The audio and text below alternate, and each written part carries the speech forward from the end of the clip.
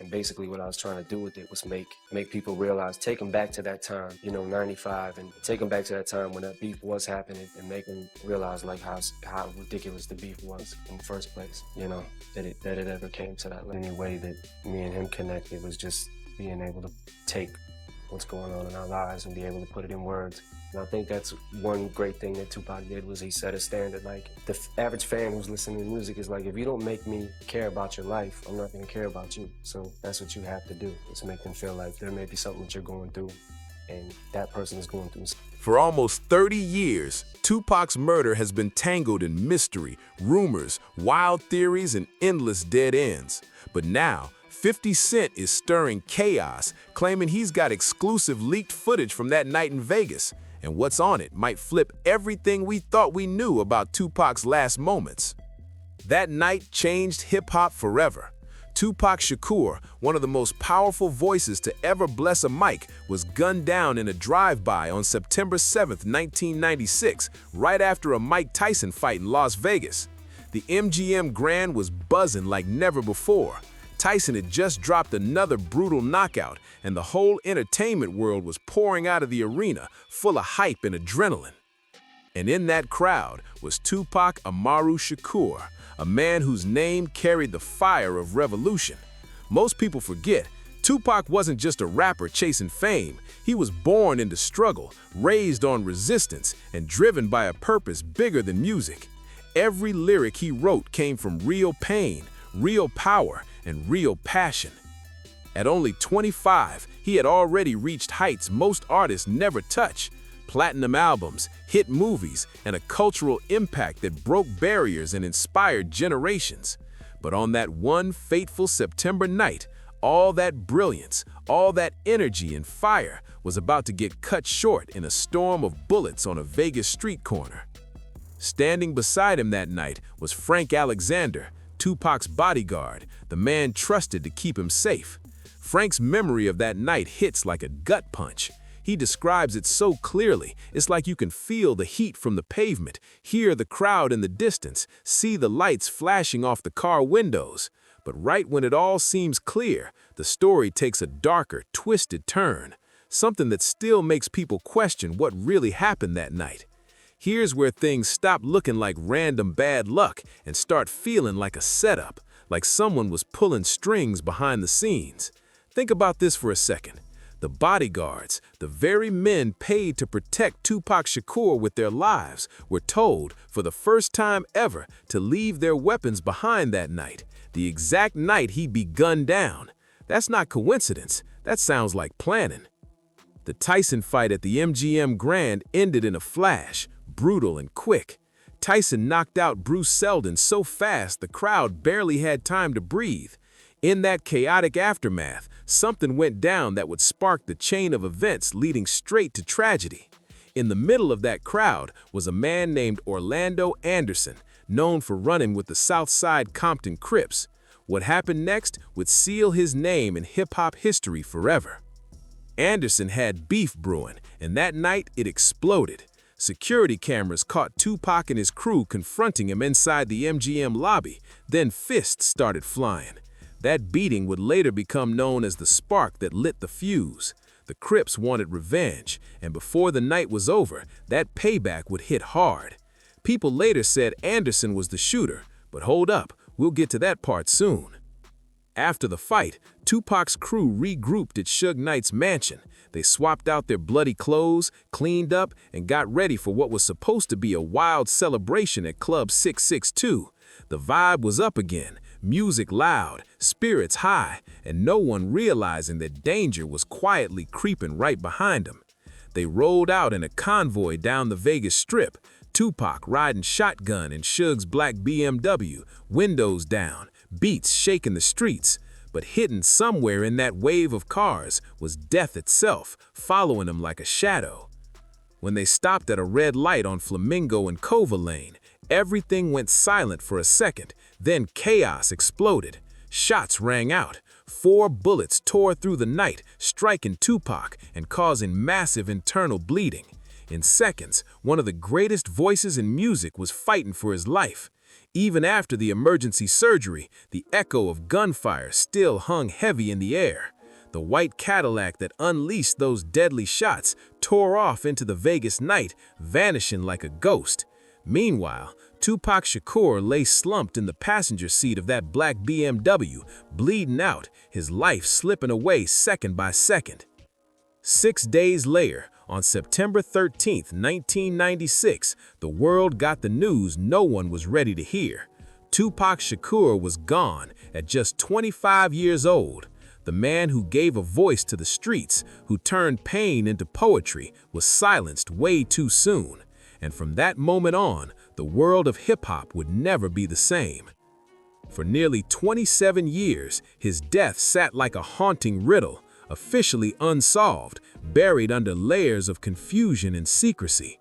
Rumors spread fast, theories multiplied, and whispers in the dark named everyone from gang members to music moguls. But still, justice never showed its face. It hid deep in the shadows, wrapped up in one of the most tangled and controversial murder mysteries America had ever seen. For nearly 3 decades, Tupac's case existed in this eerie gray zone, somewhere between a cold case and a full-blown conspiracy.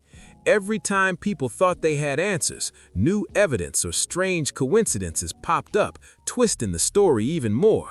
Some blamed the deadly feud between the Crips and Bloods, others pointed fingers at the East Coast-West Coast rap war, and a few even hinted at secret players from deep inside the music industry. Something big was being covered up, and now, after all these years, new evidence is finally cracking that silence wide open. Did a joint called Realest Killers. It was me and Tupac. I took Tupac vocals. Actually, producer Red Spider had produced the track around the vocals because we had the instrumental. The production that was on the track, you know, is a little dated because Pac had recorded it, you know, so long ago that we redid the production. And it was exciting. Like, I enjoy that record more than I enjoy some of my solo records. I got a chance to work. Everyone had a theory. Everyone thought they knew exactly who pulled the trigger. But proving it, that was the real problem. The East Coast versus West Coast beef had turned hip-hop from friendly competition into a full-blown war zone. What should have been about music and creativity got twisted into a deadly game of pride, power, and payback. And to really understand why Tupac was targeted, you got to understand how deep that rivalry ran. The theories about who killed Tupac have been all over the map, some believable, others straight out of a movie. A lot of people pointed fingers at Orlando Anderson, that Southside Compton Crip who got jumped by Tupac and his crew inside the MGM Grand just hours before the shooting. It made sense. Anderson had a motive, and the timing couldn't have been worse. But not everyone bought that story. Then there's the theory that still makes fans uneasy. Some believe Suge Knight himself might have had a hand in the hit. People claim he owed Tupac millions in unpaid royalties, some say up to $10 million. Even Tupac's mother, Afeni Shakur, went after Death Row Records in 1997, accusing them of hiding money that rightfully belonged to her son. The motive was there, the money was missing, and the details from that night only made things look stranger. Why were the bodyguards unarmed? Why were the cars positioned in such an odd formation at that red light? And why did Suge make that calm, casual phone call right after the casino fight? Every piece of the puzzle made the whole thing look more suspicious. It didn't feel random, it felt planned. But Frank Alexander, the man who was there, walking side by side with Tupac, never agreed with that theory. He shut it down hard, saying what he saw didn't match the stories floating around. Yet even with eyewitnesses, the truth stayed blurry for decades. Accounts kept changing, witnesses disappeared, and key figures ended up dead under mysterious circumstances. Orlando Anderson himself didn't live long enough to tell his side. He was shot and killed in May 1998, taking whatever secrets he had to the grave. And just 6 months after Tupac's murder, tragedy struck again. Christopher Wallace, better known as Biggie Smalls, was gunned down in Los Angeles. Another legend gone, another mystery added to the pile. For years, it felt like the truth would never surface, until 50 Cent stepped in. In late 2025, he dropped a bombshell, executive producing a multi-episode Netflix documentary that digs deep into the scandals, betrayals, and secret moves behind 1990s hip-hop. The series zeroes in on the chaos surrounding Tupac's murder and the key players who might have known more than they ever admitted. Curtis 50 Cent Jackson isn't the type to run from controversy. He lives in it. His whole career has been built on calling people out, taking risks, and standing right in the middle of the fire, sometimes literally. And when it came to the mystery of Tupac's murder, 50 decided it was finally time to rip the mask off and show the world what's really been hiding in the dark. The documentary, released on December 2nd, 2025, isn't just another retelling of an old story. It's a full-blown deep dive into one of hip-hop's biggest mysteries.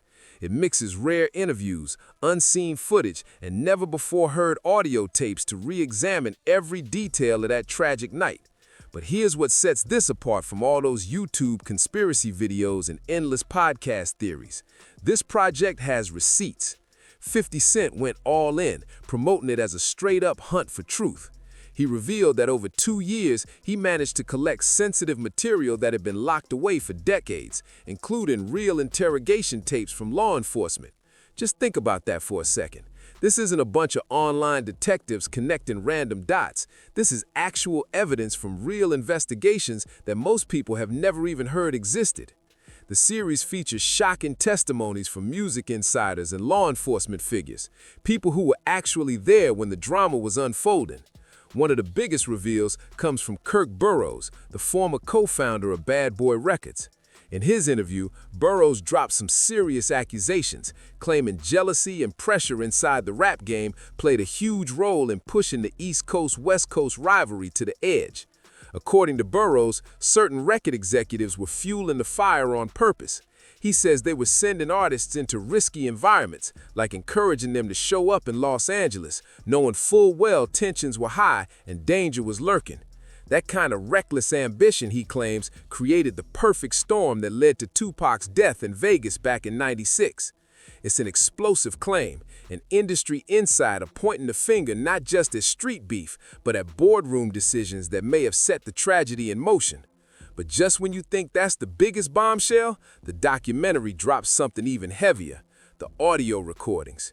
These tapes, hidden for years, could change everything we thought we knew about who was behind Tupac's murder. Then all of a sudden, this arm comes out.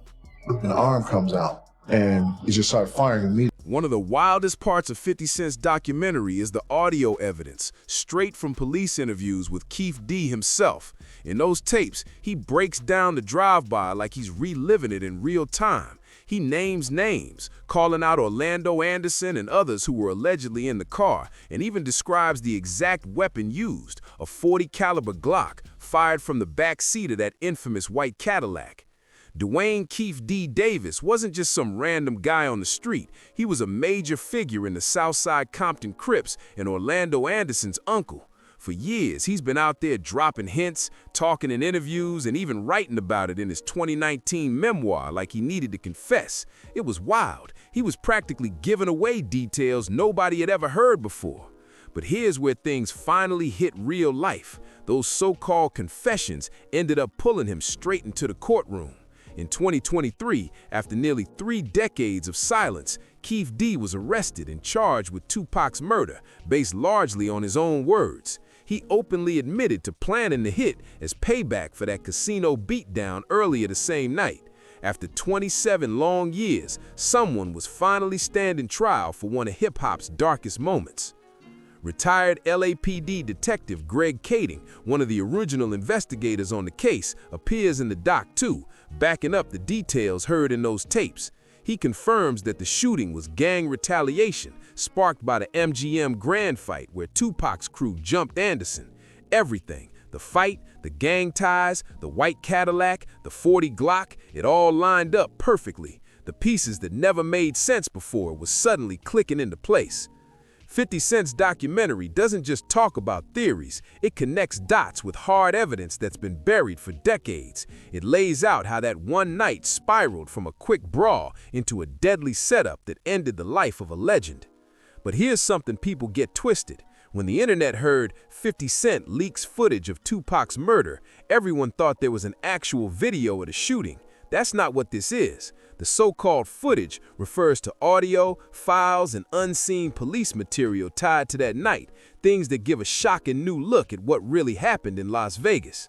That's not exactly true. The documentary doesn't show any real footage of the shooting. It builds its story through witness accounts, interviews, and dramatic reconstructions. But what has surfaced is even stranger. A 14-second grainy video leaked in 2025 allegedly shows an open casket with someone who looks just like Tupac, surrounded by candles and mourners. The clip blew up online because of one haunting detail. Tupac was supposedly cremated the very next day with no public viewing, so how could there be video of an open casket if it never happened? The supposed 1990s-era analog tape shows tattoos matching Tupac's in a setting that looks like a Los Angeles funeral home, but there are no visible surgical marks, which raises serious questions about what really went down after his death.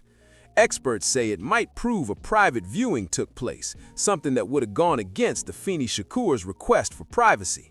Still, the clip doesn't reveal the shooter or the full truth, but it's enough to shake people's faith in the official story. For 50 Cent, this whole project runs deeper than chasing clout. It's about respect and legacy. As Eminem once said, Tupac didn't just rap, he turned pain into poetry. That raw honesty is what inspired 50 to tell this story his way, to honor a man whose voice changed a generation and make sure Tupac's truth never fades into another cold case file. The prosecution is coming in strong with what looks like a rock-solid case. Their argument leans heavily on Keith D's own words, statements he made years ago that now might come back to haunt him. In a 2008 proffer deal with police, Davis laid out the entire chain of events while getting immunity for other crimes, but that protection didn't cover murder. Prosecutors have built their story using the white Cadillac, the .40 caliber Glock, and the known roles of everyone involved, especially Orlando Anderson, who was killed back in 1998. Ballistics reports, timelines of gang beefs, and old investigation files all come together to paint a damning picture. But the defense ain't folding easy. They're claiming Keith D embellished his stories to sell books and hype his image, saying there's no physical evidence directly linking him to the shooting. His lawyers also brought up his poor health, noting that the 62-year-old cancer patient isn't a flight risk, though judges keep denying bail. Things heated up in October 2025 when his defense filed a motion to suppress evidence taken during a July 17, 2023 search of his Nevada home. They argued the search was done illegally at 9:44 p.m. outside Nevada's approved hours for non-emergency warrants. The team claimed there was no urgency after 27 years and demanded to exclude items like computers, phones, storage drives, books, and notes about the Tupac case. This back and forth has turned the courtroom into a war zone, each side fighting to control which pieces of history make it into the trial.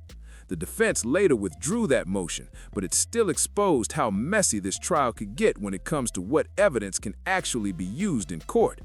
And now, here's where 50 Cent's documentary suddenly ties back into the real-life courtroom drama.